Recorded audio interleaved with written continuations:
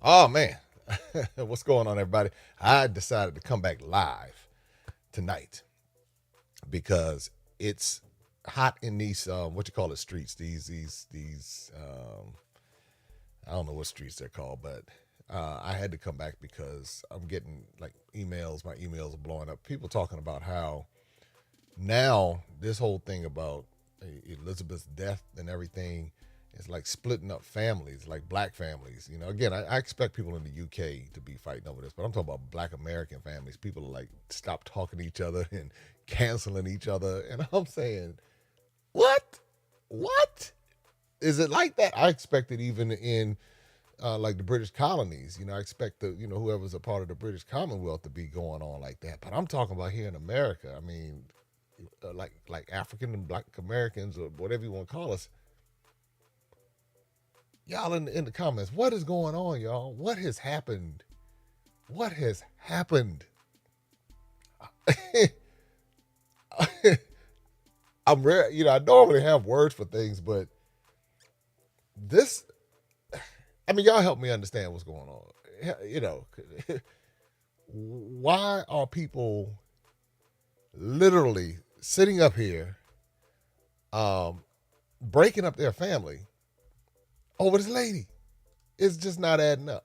My brain is still trying to process this because, oh man, sometimes it gets to a point where you don't even know what to say about certain things because it's almost unbelievable. I mean, literally, I can give you some examples of some things that I've just read on my page, on my different platforms. So because it's like I'm too old to just to BS with this thing and dance around it, and try to act a particular way to make it certain people feel good. It's like either you want the truth or you don't. That's the bottom line. And I always ask people. I said, look. So who told you this information? Who told?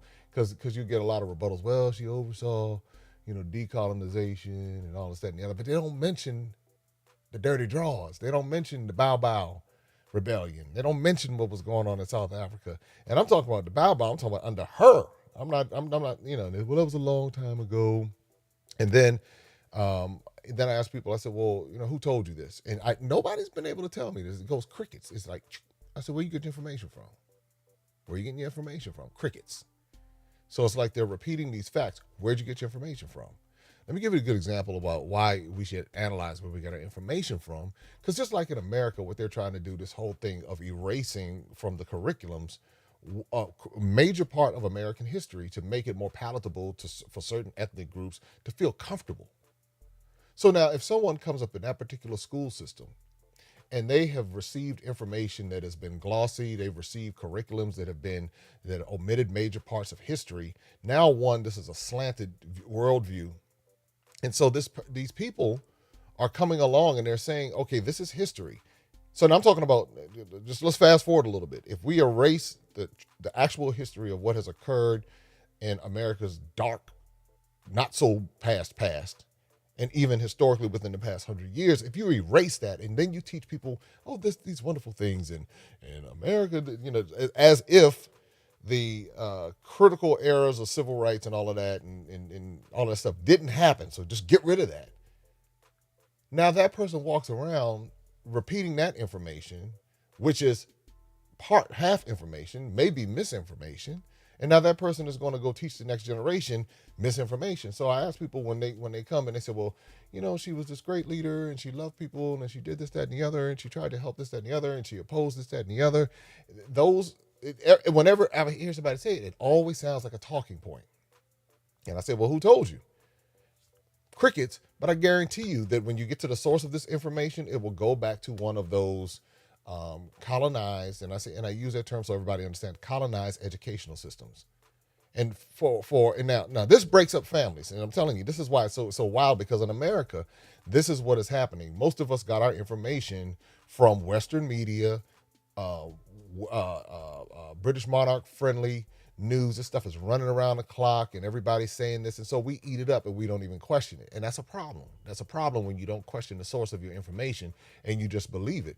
Because then at that point, you're easily manipulated and you're easily swayed to go against contrary information. And it's like you hear it and it's like, hey, listen, just listen to what is being said. So one of the reasons why I have such a strong conviction on this, and it may come across like I have a lack of empathy. It's not that I have a lack of empathy. It's just that I see the hypocrisy. And I see where, okay, now there's supposed to be empathy for her and what all the things that the countless millions of people who have suffered as a result of either something she's overseen, policies, or silence. Sometimes you can be a co-conspirator just by way of silence. Because if you're in a particular position, you can speak out on certain things. You can say, hey, listen, you know what? We want to make sure this is done. They could have returned that diamond to India. They could have returned that diamond to South Africa. They could have returned those bronzes without a struggle to these different places. So if there was really sympathy and repentance, for lack of better terms, then all of this stuff could have been returned. But you have to put up a fight. You have to cause a campaign. You have to cause a ruckus. And then you got to go through all this BS along the way, double talk. And now we got to sit down and talk to Parliament. We have to see if the bronzes would be better off in these particular places. Well, you could build a museum. You could take some of that money that you owe these African countries and build a museum and make it the best museum in the world. If you just paid the people what they were worth instead of stealing from them and then acting as if you didn't steal from them. I mean, it's this type of stuff. And then people, well, it's always somebody's conquest. And somebody's always happened all over the world, all over time. True, no doubt. But see, when people have a casual, cavalier kind of attitude towards it, you can tell that they have not been through it. Their life, they don't understand that. That's not their world. That's not their life. Hey man, that's y'all problem. That's that. But guaranteed that stuff land in their backyard. They'll be squealing and crying and all type of stuff and all this. See, and that's when you start hearing the lack of empathy. Towards those who have been affected by it. People say, well, respect the dead. Yeah, I'm respecting those who lost their lives in Kenya during the Bow Bow. I'm respecting those in South Africa who fought before Elizabeth, during Elizabeth, and to this day. So yeah, I have empathy for them. I have empathy for the Civil War in Nigeria and all of the countless people that lost their lives as a result of the games that the UK and that whole system played and how they manipulate what goes on in Nigeria.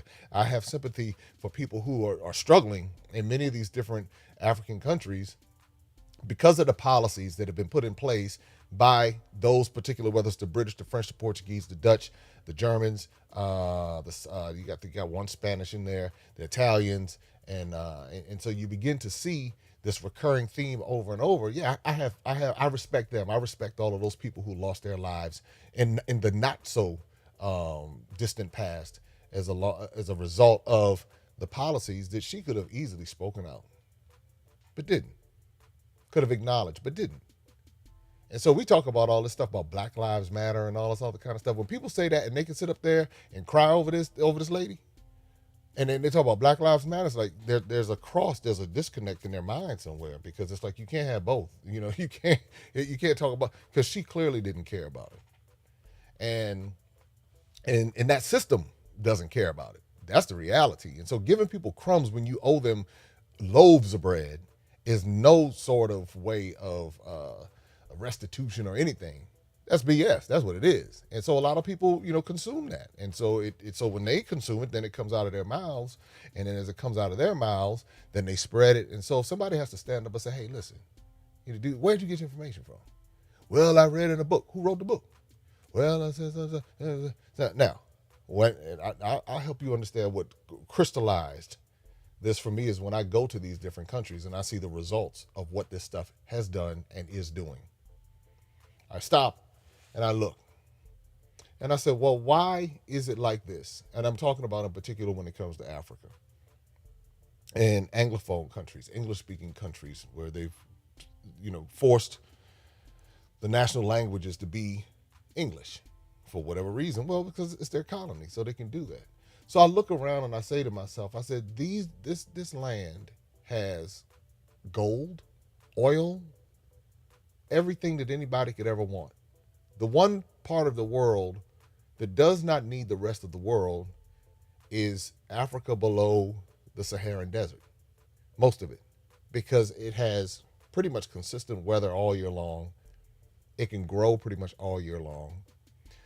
You don't have to be dependent upon the grocery store in that part of the world. So the real wealth is sitting right there. It's right there. I stand there and I look at it. I said, but why do I go to so many places? People struggle. Well, they say our corrupt leaders. And I repeat this again. Who puts the corrupt leaders in place? And again, people disconnect, and I try to show them. If you look at the two-party system, if you look at the judicial system, if you look at the economic system, these are all Western systems. You go to look at the buildings, the Supreme Court buildings, and some of these places; those are colonial buildings. And so when people say that this stuff is over, that's where the problem comes in. So what you now starting to see these families, people are trying to say, hey, listen, y'all, I'm not mourning this, and nobody's bashing anybody. They're just telling the truth, Well, I'm not mourning this, but I can't talk to you no more, and you're so insensitive. And they're going through this stuff, y'all. This is like it's wild, and it's not white folks. I don't have white folks. It's like black Americans that have lost their daggone mind over this little old white lady, have lost their mind. And they won't even go to a PTA meeting. They won't even go, do something for themselves. But they got all this energy for her. And without even realizing the terror that people are dealing with right now. It's not old stuff. It's happening right now. It's really sad. It's again, like I said in the other one, it's like it's sad. And I laugh because I laugh to keep from crying because it's so sad. It is sad. It is sad. It's sad. That's all I can say. It's sad because if it were anyone else that we had not been brainwashed into seeing as a saint, we would be the first ones. What's the word? Condemning them, telling them to rot in hell, and we could give a rat's what about them. We would go down that whole road. But when it comes to somebody we've been told is a saint, then our whole tune changes. And so where do we get this from? Well, when you've been educated under a system of indoctrination, systems of indoctrination, all you can do is repeat what someone else has told you. See, I didn't understand that until I stepped foot in Anglophone countries, Francophone countries, Portuguese countries like Brazil. And I stepped foot and I looked and I said to myself, I said, this should not be like this. They have everything. But the way these the colonial imperial entities have worked, they trash these places. And if you don't behave a particular way, they really trash you. Ask Guinea when it came to the French. When you stop and you say to yourself, well, why are all of these countries speaking French and English?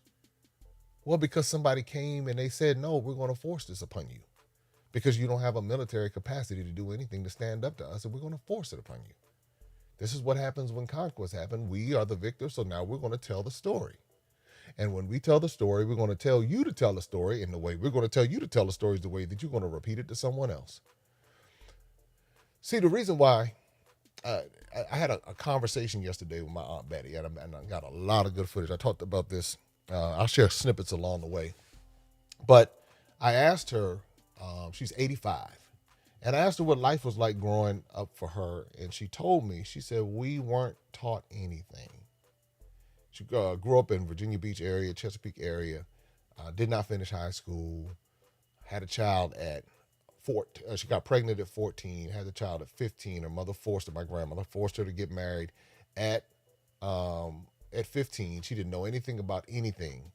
And so here she was placed in this position, and she did this, and she was married on paper, but not in her heart, got divorced right around 21 when she could legally do it. And then a few years later, she got married again, and that's who she ended up being married to for all of her life. But I asked her, I said, well, okay, if you didn't know certain things, who taught your mother? She said, my mother didn't know anything either. My mother was a housekeeper. She came up from North Carolina. She said none of her siblings graduated from high school. and they all were just kind of surviving.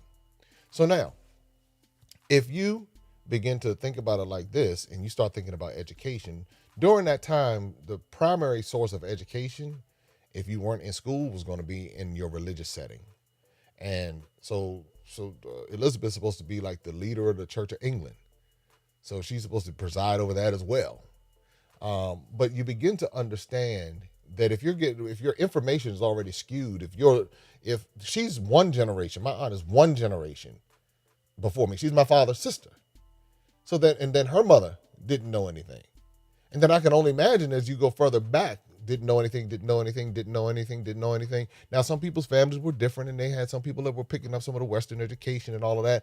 But as far as really having a clear direction in her life, she was dealing with abuse, neglect, all of these things. And this is so common for so many families within the African American diaspora. I haven't even gotten to Africa and a lot of things that were going on there.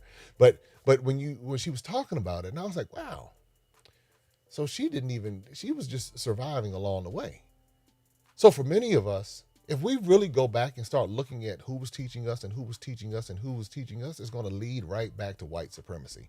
Even those of us who believe we got educated and we had doctors and lawyers and all this other kind of stuff, unless they broke away from that, they were still within that system. And that system had a curriculum. And that curriculum and the principles of that were taught in such a way that we repeated it. That's why when we were children, we would pledge allegiance to a flag that we had no idea about. We did it because they said, this is what you do, go to school, pledge allegiance, and now these are all the great things about George Washington, Abe Lincoln, all this other kind of stuff, even the Honest Abe and all this other kind of stuff, and Abraham Lincoln freed the slaves without really understanding the context of what he was doing and why he was doing it and what his real feelings were.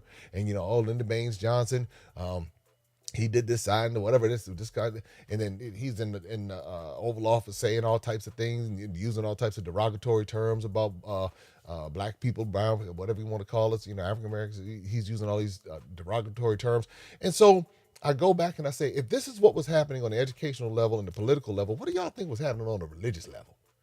Because I go back and I think back to Bob's Temple AME Zion Church when I was in Somerville, South Carolina, Reverend John Dewberry. And I said, well, now who taught him? And who taught him before him? And who was doing all this teaching?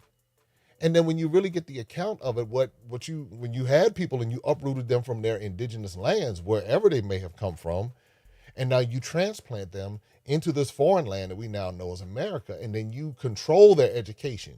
So you give them a Bible with only 256 chapters, but then you have over 1,000 in the whole Bible. So now you're only giving them a small portion of it, and you said, this is the only thing that you can preach, or else I'm going to whip you, I'm going to beat you. And that's one of the reasons why you see many of these churches just kind of doing this repetitive, the same old thing over and over. And so that's why you see the mimicking that's even happening today, that has turned into this thing that's not even, it's like, it's void of so much. And so, but then the way that many people have been conditioned that, they go to white seminaries. So now you're going into when I say white, meaning European colonized seminary institution, and now you're getting that, and you're now starting to repeat this, and you're now putting this basically like you're teaching the slaves basically what they're approving for you to learn based upon their interpretation, which is subjective. And so now when you have people who, this is the other thing that would happen when it came to the colonized religion, there was still segregation.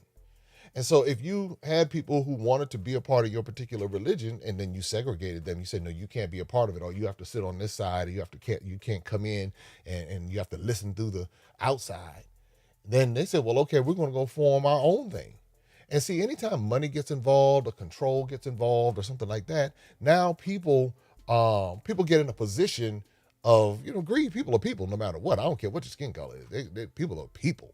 And so you find out that with that, you now see how through that whole process, you begin to see how people formulate this language.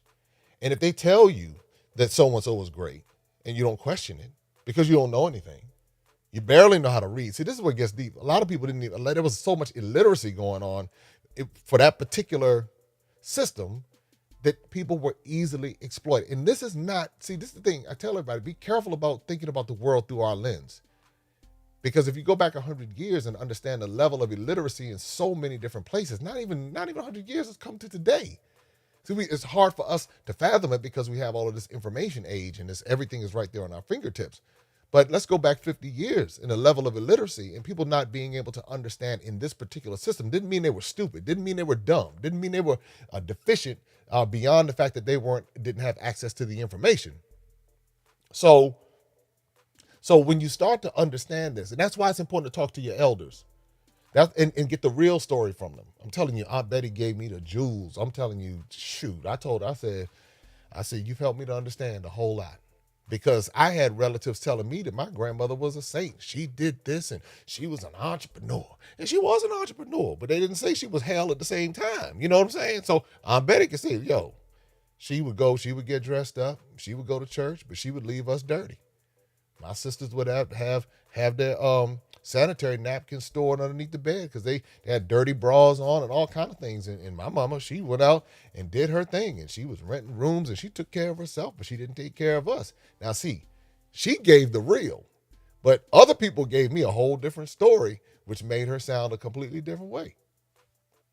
So for most of my life, I'm walking around thinking my grandmother, she was stern, but she was a preacher and she was an entrepreneur. One of my cousins said, yeah, she had two churches and businesses and all kind of stuff. And I was like, dang, she was a hustler like that, So, but I talked to my aunt, who's her daughter, and she's able to give a very clear and concise. And I asked her twice, so she told me twice the same thing.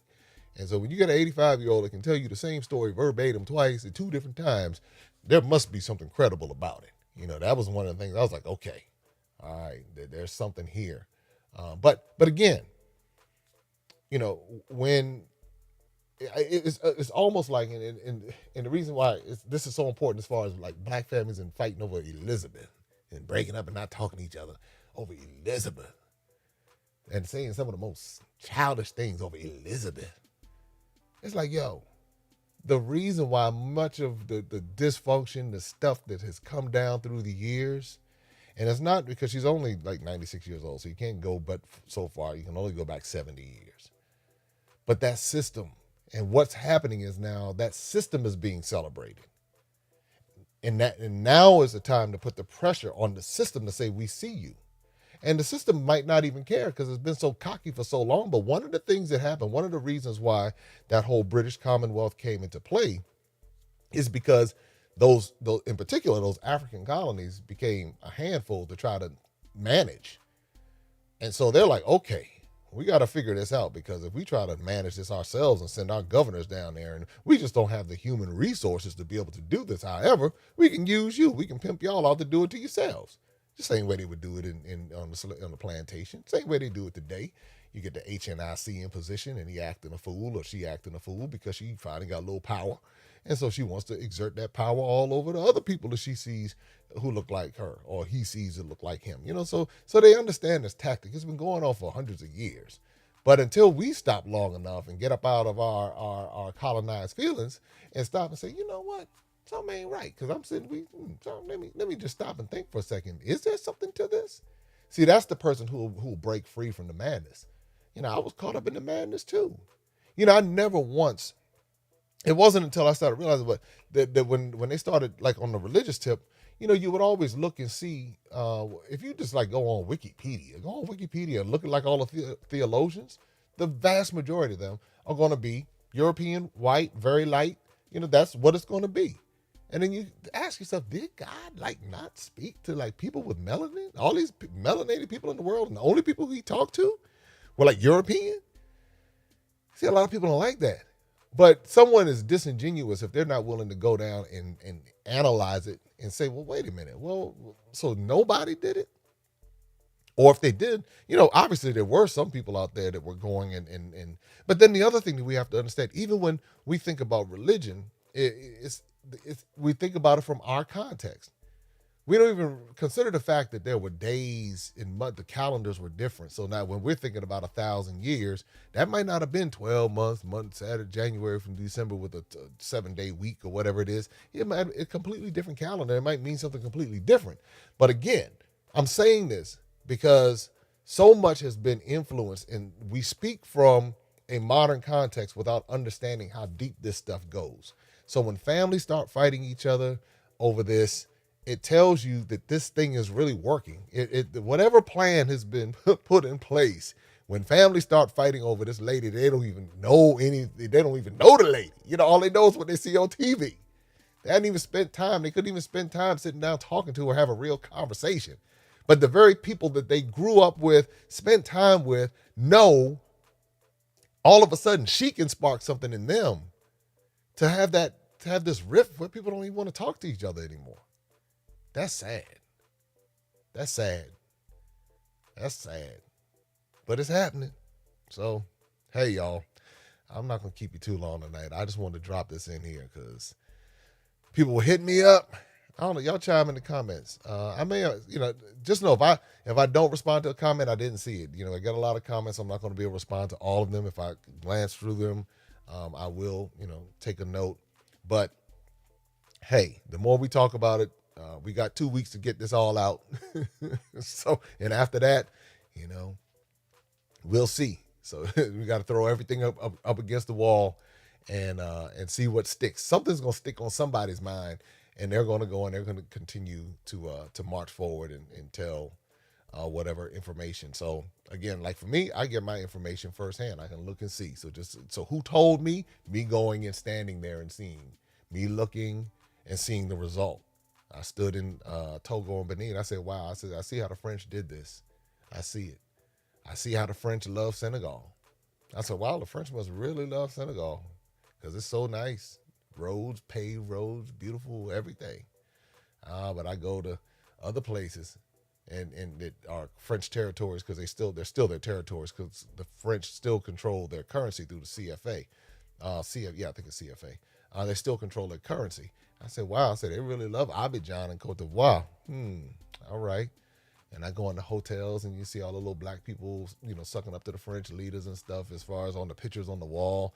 I'm like, wow, this is kind of deep here. I said, this is really, really deep. I said, but that's why they have the limited resources that they have. I said, now, if these countries, and this is something to think about because everybody talking about this stuff is old. If the British government, monarchy, whatever you want to call it, if they were serious about this, then their colonies would be sharing the Commonwealth. And what you see when you talk to the people on the ground, that's not the case. People talk about third world countries and all this poverty and everything, and the poverty comes as a direct result of the United States, the United Kingdom, France, Belgium, Switzerland, Russia, China. We could go on and on and on about the reasons why this poverty is in place, and that's why it has to be in place if you're in a capitalistic world. And so so it frustrates the people. And when it frustrates the people are like, listen, we got to get out to get opportunities. And that's just another way of taking the talent away from another human resource away from this land. And so they treat it as land, they treat it as a commodity. But yet while there are many who are there who do not stand for this, there are many in these countries who are like, no, we do not stand for it. But there's still others who sympathize with the colonial master.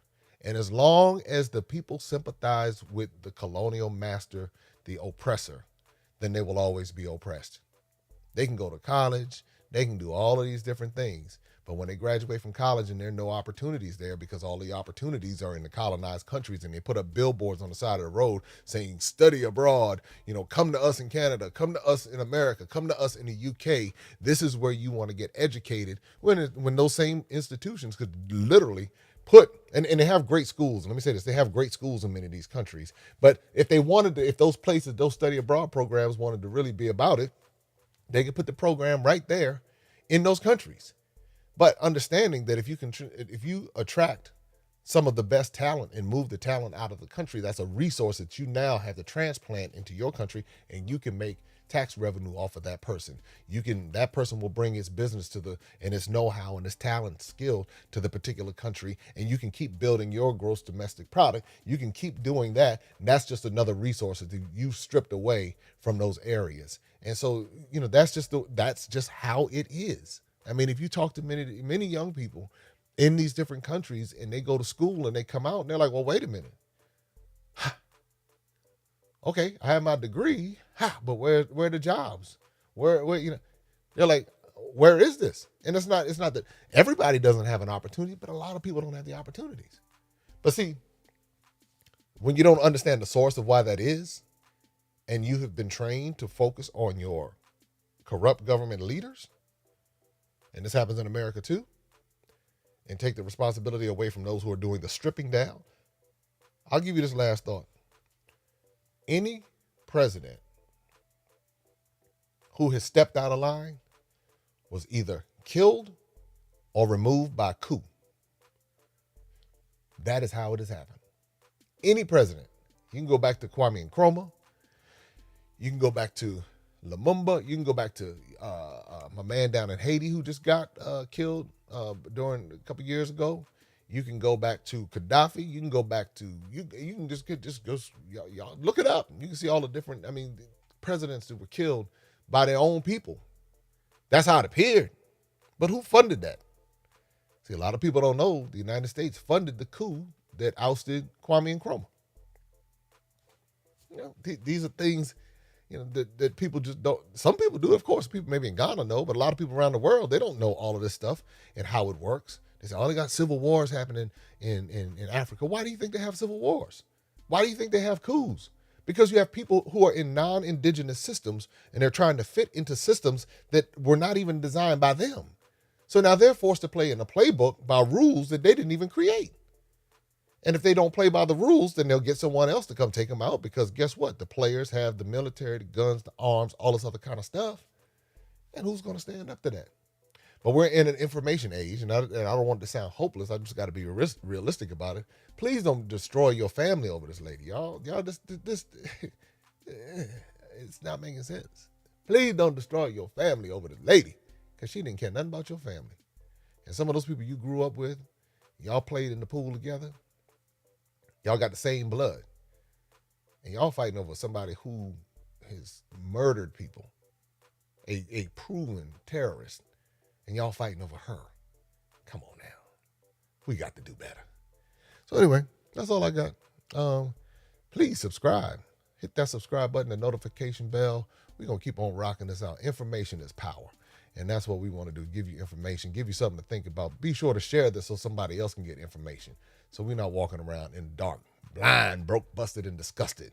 And while you're at it, if you want to see for yourself and don't take my word for it, so you don't say, well, Jay Cameron told me, come on to see for yourself, because guess what? One of the greatest forms of education, once somebody try to diminish it, dismiss it, well, if I'm trying to be a pharmacist, I don't need to travel the world. Well, true. I mean, I don't know. Maybe you could. You got a lot of people in Nigeria that's pharmacists.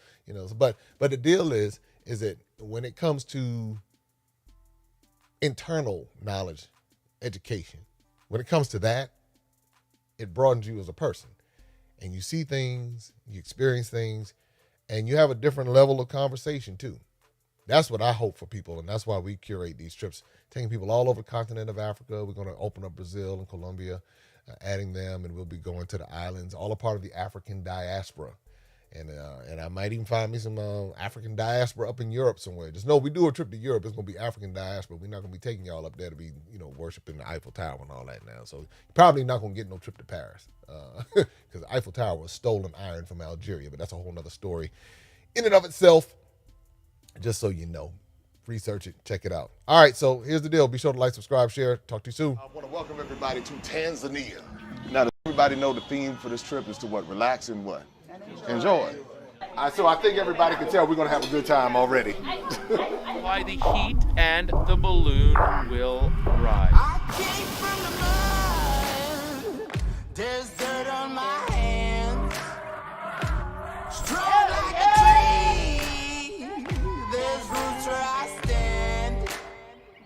Oh, I've been running from the law. Hope they won't shoot me down soon. Try to catch me howling at the moon.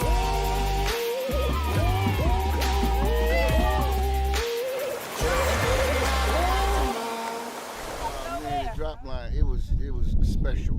Open up your eyes and see all the wonder mystery of an African adventure with daring and destiny. The relaxation, the peace that is here, and compared to where I live, it's like, I mean, it's amazing. Oh, the butterflies. Well, I can't say I come from here, you know, but in my heart, this is it.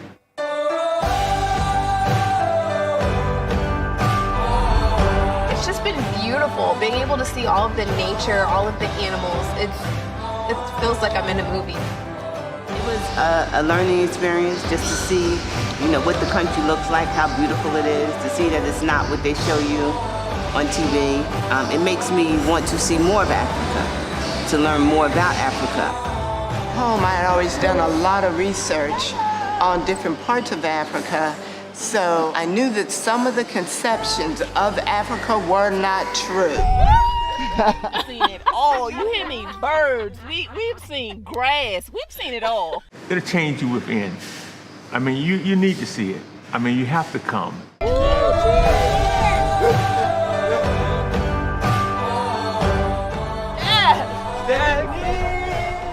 What you want?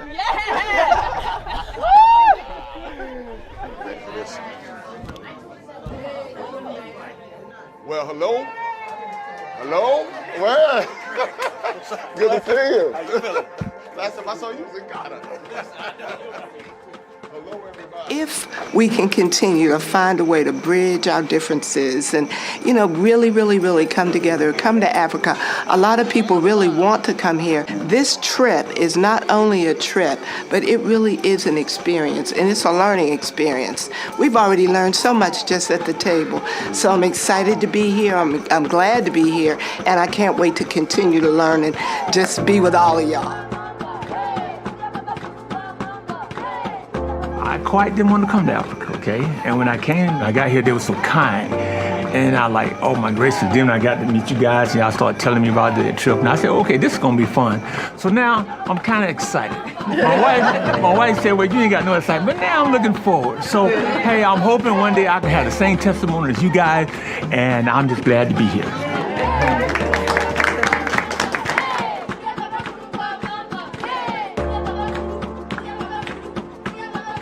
This is our second Maximum Impact experience, and I've been singing your praises, Jay, hands down. If you want to go to Africa, you got to do it with Jay. There's no other way, no other way. And to be honest with you, when Renee, Jeff, James signed up for this, I'm like, we can't let y'all go without us. And so here we are. It's just the most interesting thing in the world to come to a place such as this. It's beautiful. I mean, this is a beautiful resort. You all seem like very wonderful people. We all have something in common. We're all connected. You know, we all are connected. This is my second trip with Maximum Impact. I was in Ghana July last year, and I brought my daughters with me. And they had a pretty rough experience because they had a lot of expectations that weren't realistic. But it took them 2 weeks to decompress and then to understand fully the magic that had happened on that trip. This is my mom, Claudette, and I'm very grateful that she brought me here. This is her first trip with the group, but she's been to Africa like 3 times. And again, I'm very grateful that she brought me here.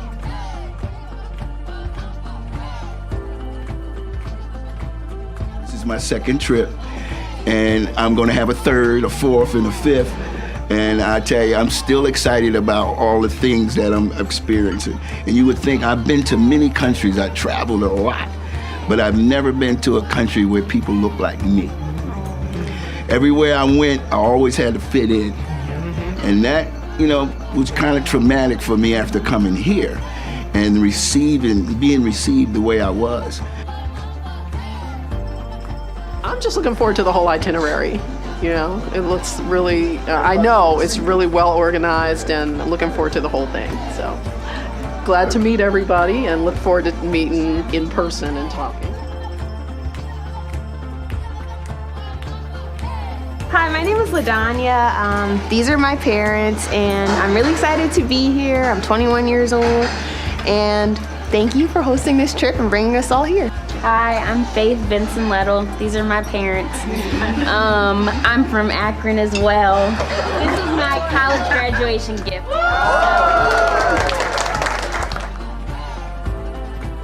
I got 18 grandkids and 9 great-grandkids, and all of them want to come.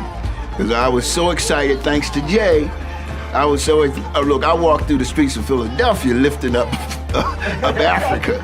You gotta go. I said, if you're Afro-American, you write that down on whatever form, you need to go to Africa. Travel a lot, and over the last couple years, I really wanted to do a deep discovery of Africa, all the African countries, and I found Jay, and I said, that's the way I want to do it. So we were very appreciative. This is my sister Linda, and the reason I'm here is because Linda spoke so highly of the trip she was on in Ghana. Coming to Africa, I liked it. It's something different. You can connecting with the people here, connecting with the workers here. I like that idea and that approach. So I wanted to come and see for myself.